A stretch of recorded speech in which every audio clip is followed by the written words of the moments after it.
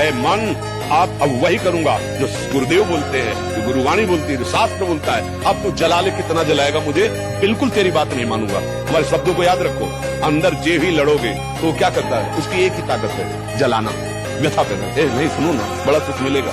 उसको बस डांटते रहो और डांटने के साथ डंडा चलाते रहो, राधा राधा राधा। थोड़ा समझिए, मतलब हम कभी कभी बहुत ही कि आप लोग समझते नहीं हैं। हमारे अंदर काम आ गया, हमारे अंदर क्रोध आ गया, आपके अंदर आया, उसी समय आप देखिए ना कि आपके अंदर आया कि आपके मन में आया। जब मन में आया तो आप दृष्टा है ना, आपका क्या बिगाड़ लेगा, आप केवल क्रिया मत होने देना। आप उसी में डूबते रहते हैं, आप उसी में सुख बुद्धि करके तदात्म हो रहे, मरोगे। सुख बुद्धि करके उसका चिंतन करना, मर गए, क्रिया हो कि ना हो, नष्ट हो गए। क्या नष्ट हो गए, आपका तदात्म हो गया, आप अपने साक्षी भाव से, दृष्टा भाव से, दासत्व भाव से विलग हो गए। समझिए ना इसे। रूपा जी ने तपस्या की तो सियाराम जी, अनुष्ठान करना पड़ेगा, केवल तुम्हारे मांगने से नहीं मिल जाएगा। दुकान में जाके मांगोगे मिल जाएगा क्या? चिंगारी को ज्यादा प्रकाशित करोगे तो एक बूंद पानी में बुझ जाएगी, लेकिन जब ज्वाला हो जाएगी, तो एक आग होती है जो समुद्र में भी पैदा हो, बड़वाना। ऐसे ही तुम्हारे हृदय में जब बड़वाना आ जाएगा तो पूरा संसार खिलाफ हो जाए तो भी कुछ नहीं बिगड़ने वाला। बाहरी कुछ ऐसा मत करो, यदि विरोध हो रहा है अंदर ही अंदर इतना बढ़ा लो कि फिर ताल ठोक के मैदान पे आ जाओ, कोई भी परास्त नहीं कि मन और बलहीन हो जाएंगे। भोगने से क्या होगा, शांत हो जाएंगे। बोले तुम्हारी गलत बात है, भोगों से शांति तो प्राप्त नहीं होती। मैं अभी शांत बैठा हूं और तुम मुझे अशांति की प्रेरणा दे रहे हो। जिन लोगों को ऐसा लगता है कि ब्रह्मचर्य छीन करके हम घी दूध पी करके या मकर और कौन सी भस्म और स्वर्ण भस्म, मकर ध्वज और क्या क्या, भाई ये सब उसकी पूर्ति नहीं कर सकते। ध्यान रखना, जो ब्रह्मचर्य आपका छीण हुआ, जो नस नाड़ियों का अभ्यास आपका गलत बन गया, उसको कोई भी भस्म, कोई भी औषधि, कोई भी घी दूध बादाम पिस्ता पूर्ण नहीं कर सकता। ध्यान रखना, जिन लोगों को ऐसा लगता है वो भ्रम में है। ब्रह्मचर्य ही महान सामर्थ्य, परम पुरुषार्थ, भगवत प्राप्ति का प्रबल साधन, परम सुख का, परम शांति का, परम स्मृति का, महान धृति का ये प्रधान साधन ब्रह्मचर्य। जो इस साधन से हीन है वो मृत है। इस समय ब्रह्मचर्य रहो तो आपकी स्मृति, आपका बल, आपकी चेतना जागृत रहेगी। ब्रह्मचर्य अध्यात्म पावर पुष्ट, ब्रह्मचर्य संकल्प पावर पुष्ट, ब्रह्मचर्य सर्दी गर्मी बरसात पीड़ा इनको सहने की सामर्थ्य उसमें आती है। अगर नाम जप करोगे तुम्हारे अध्यात्म बल की वृद्धि होगी। अध्यात्म बल जब बढ़ता है तो बुद्धि प्रवीण हो जाती है।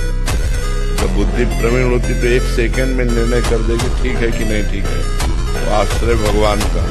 मर्जी, यदि कोई जीवन भर पाप करके अंत समय में हरि नाम जपे तो क्या उसे ऐसा कैसे हो सकता है? ये जितना खेल है, जैसे नाटक मंच पर स्वांग किया जाता है, ठीक वैसे ही ये स्वांग है। न हम स्त्री है, न पुरुष है, न हम पदाधिकारी, हम वास्तविक भगवान के अंश हैं। हमें ये स्वांग मिला है इस सृष्टि में, ईमानदारी से अपना स्वांग कर ले तो स्वांग कराने वाला जो नाटकाचार्य है वो हमें इनाम देगा। इस स्वांग से हमें मुक्त कर देगा। रीढ़ की हड्डी झुकाकर बैठने में आराम महसूस करना, ये सब उसी ब्रह्मचर्य नाश के लक्षण है। ब्रह्मचर्य आपको ऐसे बैठने ही नहीं देगा। देखो जरा सी एकाग्रता का आएगा तो बिल्कुल सावधान। अरे महान शक्ति है और आपके अंदर ताकत होगी ब्रह्मचर्य की। चाहे कोई 7 फुट का आदमी हो, कितना ही बलशाली हो, जहां से आप ऐसे पकड़ोगे ना उसे तुरंत तोड़ दोगे। इतनी ताकत होनी चाहिए, इतना भीतर ब्रह्मचर्य। अंडा मांस पोल्ट्री पकाने वाले जिनकी तो इतनी भुजा है, मैं जब उनको ऐसे पकड़ता हूँ ना, ऐसे यहाँ से है, बस तुरंत प्लास की तरह मोड़ देता हूँ। क्योंकि अंडा मांस पोल्ट्री खाने वालों का शरीर पिलपिला होता है। आम रहता है ना, आम की गुठली को ऐसे मोड़ दे, गुठली निकल जाती है, आम रह जाता है, ऐसा रहता है। बूढ़ा हो गया हूं, नहीं तो जटायु ने तो युद्ध करके वीरगति को प्राप्त हुई। रावण को अपनी चोंच और पंजों से फाड़ के फेंक करके जानकी को उठा करके राम जी के पास रख देता है, इतनी सामर्थ्य है। जिसे निकालने में इतना आनंद समझते हो, उसको रोक के तो देखो, बहादुर बन जाओगे, माया पर विजय प्राप्त करोगे, हर विपत्ति हर संकट को रौंदने की सामर्थ्य। उपासक का चेहरा अग्नि ज्योतिमय, ज्योतिमय, ऐसा नहीं तो सांवला रंग है तो खिल नहीं पा रहा, नहीं, ब्रह्मचर्य और नियम ऐसे कमल के फूल का जैसा चेहरा हो जाता है, खिल जाता है। मुख प्रसन्न तन तेज विराजा, कीनेस रामचंद्र कर काजा। मनुष्य का चेहरा आनंद में बनाया गया है। मुख प्रसन्न तन तेज विराजा, कीनेस रामचंद्र कर काजा।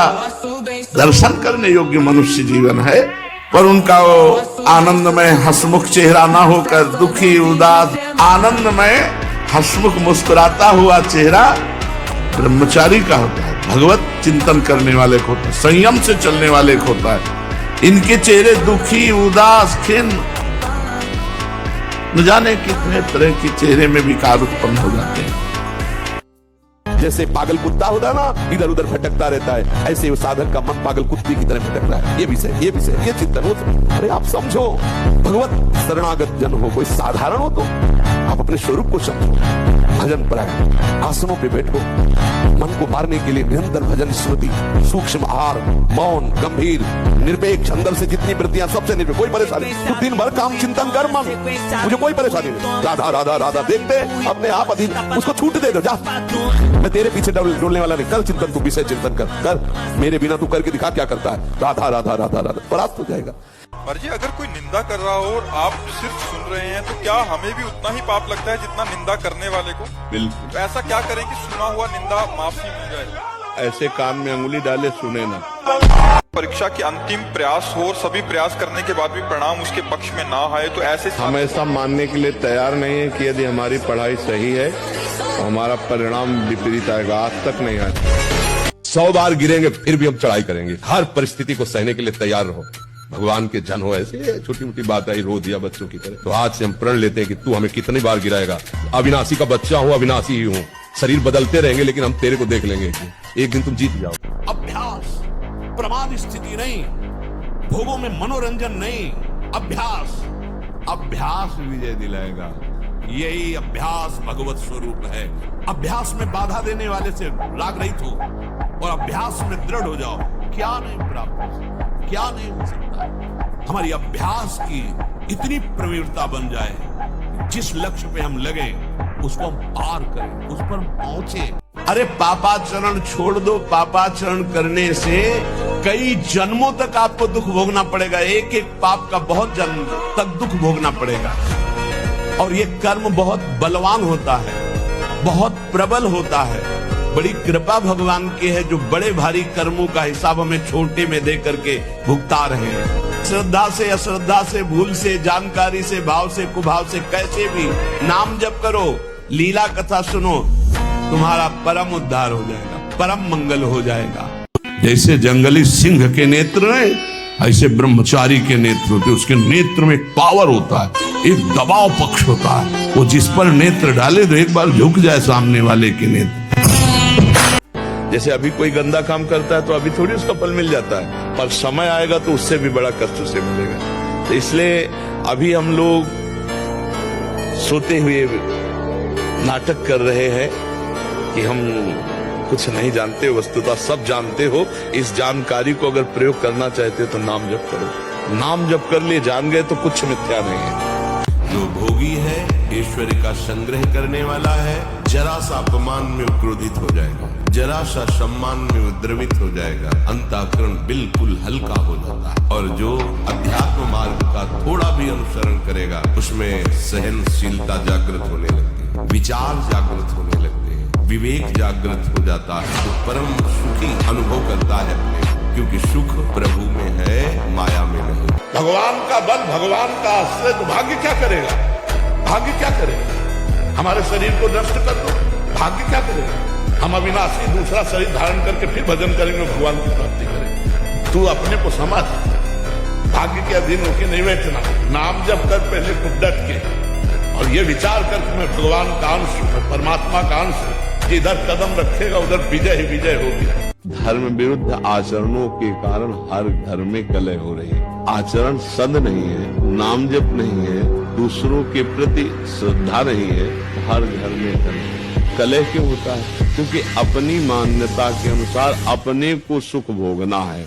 जहां हमको अपने सुख में बाधा पड़ेगी वही कलह होगी। अगर हम अपने को शांत करना सीख ले तो शायद हम कलह से बच जाए। कलह को तो नहीं हटा सकते। और जब ब्रह्मचर्य, ऐसा कैसे हो सकता है? बल है ना, अध्यात्म बल, शारीरिक बल की बात नहीं कहते।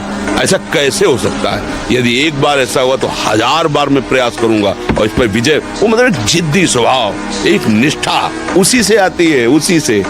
पहले खेती जोतते थे ना किसान, एक पार वाला होता था और पूरे खेत को उसी से जोतला है, बलवान होते। 2 लीटर मठा और 8 रोटी पाए, बैल की जैसी ताकत। अगर बैल को नाक पकड़ के रोक ले तो वो वही खड़ा हो जाए।